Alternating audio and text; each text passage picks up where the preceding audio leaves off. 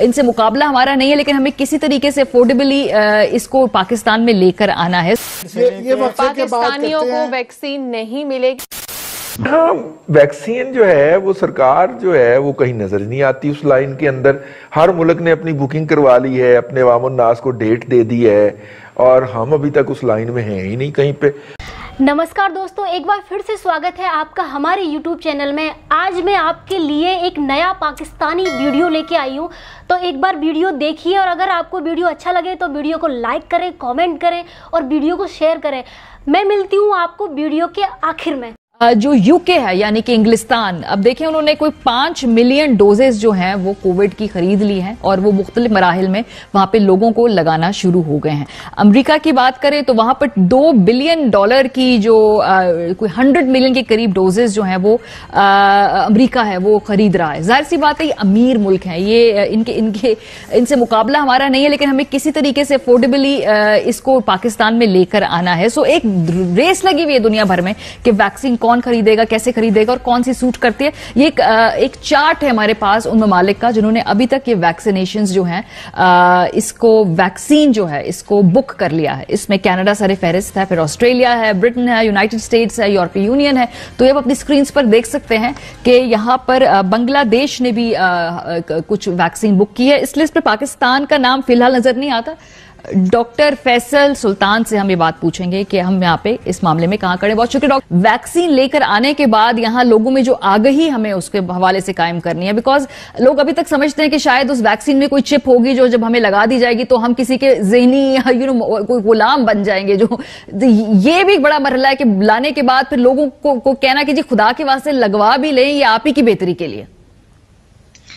जो कम्युनिकेशन के चैलेंज है वैक्सीन में, खासतौर पर एंटी वैक्सर्स के दौर में, और हमारे यहाँ तो आपके सामने है जी पोलियो में कितनी रेजिस्टेंस आती है और दुनिया भर में ये एक मसला पैदा हो गया कि बिकॉज लोगों की तालीम साइंस में उतनी गहरे तरीके से नहीं की जाती, कई दफ़ा नीम हकीम वाला मसला बन जाता है। वो आधी इंफॉर्मेशन से लोग जो है ज़्यादा कंफ्यूज हो जाते हैं एक लफ्ज़ पढ़ के और फिर वो आगे से आगे सोशल मीडिया पे चीज़ें शेयर होना शुरू होती हैं बगैर तस्दीक के।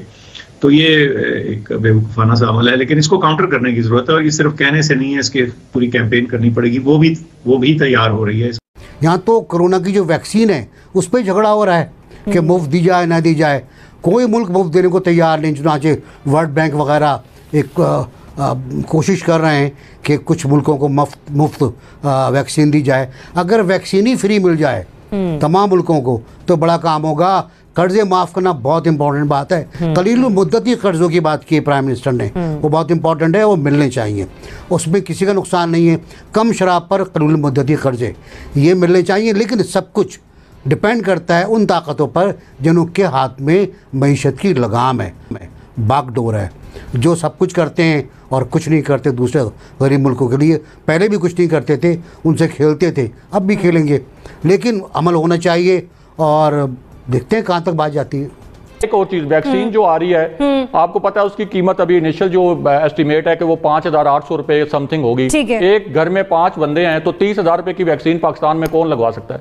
तो हमें साथ साथ ये अपना घर भी जो है उसको भी देखना चाहिए और फिर उसके बाद ये बाकी चीजें भी अगर हमें चलें सपोर्ट मिलती है तो वो, लेकिन घर से पहले हमें ठीक है। जनरल साहब फरमा रहे हैं अखलाकी तौर पर तो ऐसा होना चाहिए, लेकिन अमली तौर पर अगर देखा जाए तो ये बहुत मुश्किल है। और फिर अभी तो पाकिस्तान में सेकेंड वेव है, कई ममालिक में इसकी थर्ड वेव भी आ चुकी है।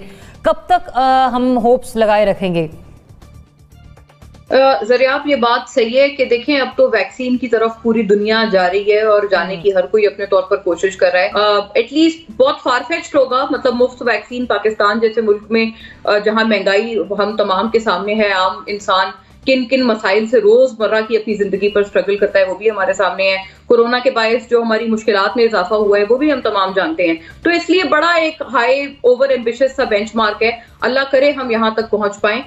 हिकमत अमली हमारी अच्छी थी, तो लिहाजा ये बात है कि जो बातें बोली गई हैं वो बिल्कुल ये बात सही है कि इन एन आइडियल वर्ल्ड वो बातें सुनने में बहुत अच्छी लगती हैं। और जहां तक ये बात है कि जी कर्जे माफ किए जाएं या मौखर किए जाएं, मुझे लगता है उसमें बात यह है कि जो आलमी इदारे हैं जैसे IMF है, वर्ल्ड बैंक है, वो चले वो चीज ये जरूर कर सकते हैं, लेकिन वही बात है कि वो तमाम ये जो सारी सुपर पावर्स हैं क्योंकि उनके रहमो करम पे हैं, तो अब ये भी देखने वाली चीज है कि वो ये चीज कितना कर पाते हैं या नहीं कर पाते, लेकिन नॉन डूएबल नहीं है, ऐसा नामुमकिन अनरियलिस्टिक की बात नहीं है कि वो कर्जे मौखर कर दें, और कुछ अगर कोई बहुत डायर सर्कमस्टांसेस में कोई मुल्क है तो उनके लिए चले माफ भी कर दें, ये कोई बहुत नामुमकिन बात नहीं है उन इंस्टीट्यूशंस के लिए, मुल्कों के लिए मैं नहीं कह रही। हाँ, वैक्सीन जो है वो सरकार जो है वो कहीं नजर नहीं आती उस लाइन के अंदर।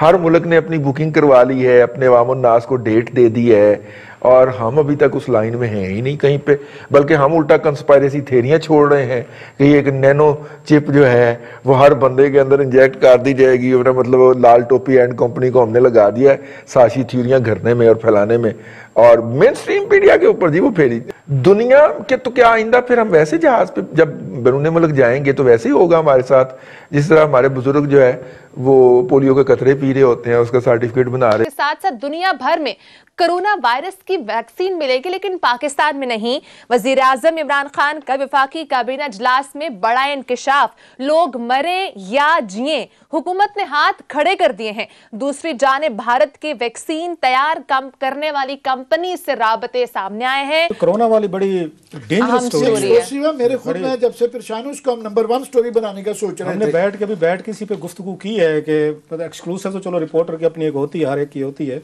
लेकिन मेरा ख्याल है इसके कंसिक्वेंसेस बड़े खौफनाक हैं जो अभी मैं आपके साथ शेयर करने वाला हूँ।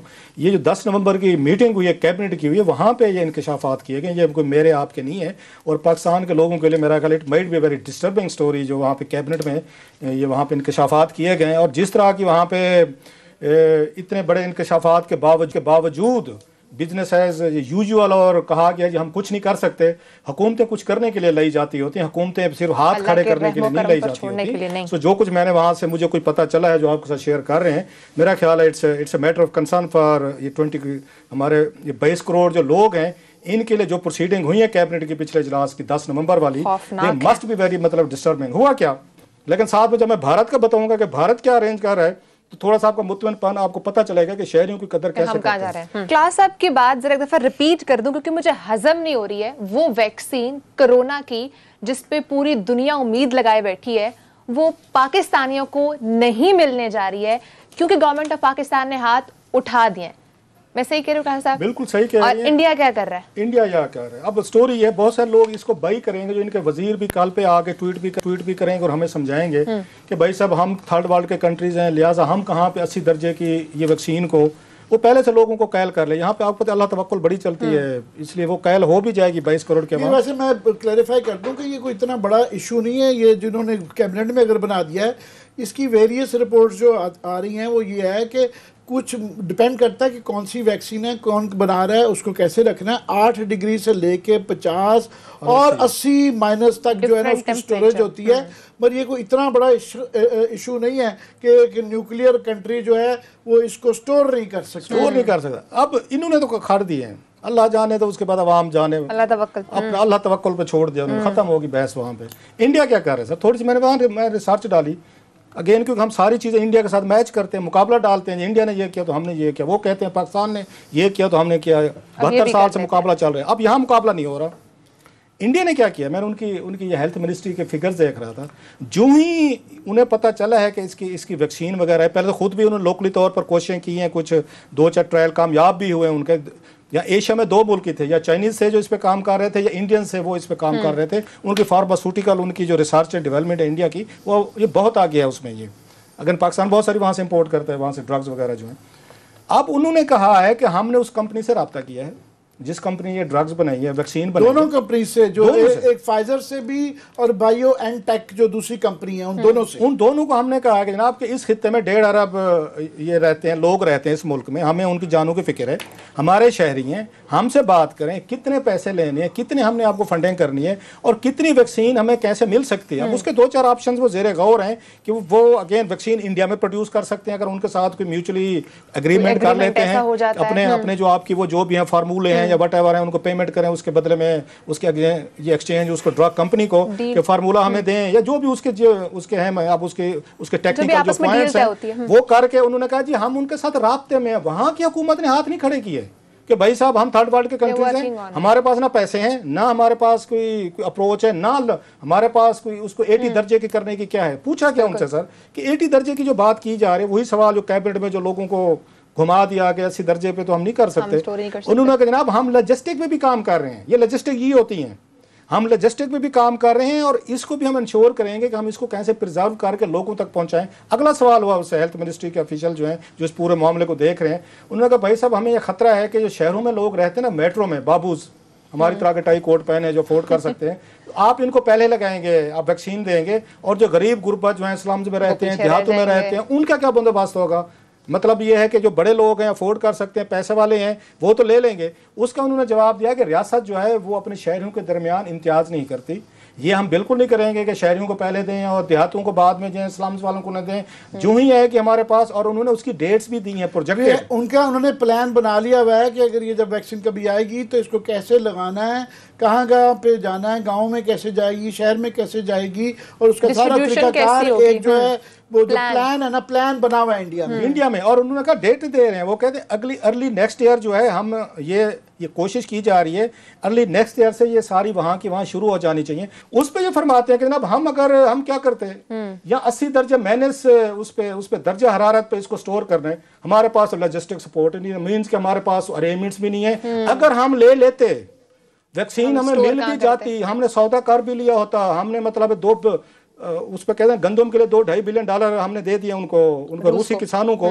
इंसानों की जान बचाने के लिए हमने $2-2.5 बिलियन की इन्वेस्टमेंट नहीं की कि जहाँ 22 करोड़ लोग रहते हैं यहाँ पे। अगर वो हम कर भी लेते तो फायदा कोई नहीं था। क्यों नहीं फायदा था, ये कैबिनेट में सुनेंगे, कैबिनेट की गुफ्तगू हो रही है।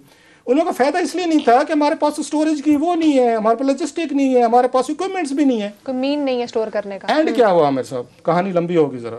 उसके बाद तमाम ने कहा, उन्होंने कहा इसका फिर क्या हल है। उसके बाद सारे मुतमईन हुए, एक ही हल निकाला गया जिसकी तकरीर आज इमरान खान साहब ने की है। सोशल डिस्टेंसिंग करें, हाथ ना मिलाएं, फंक्शन मत करें, मास्क पहने। ये 22 करोड़ पाकिस्तानी के लिए ये मैसेज आया है कैबिनेट के हाईएस्ट फोरम से।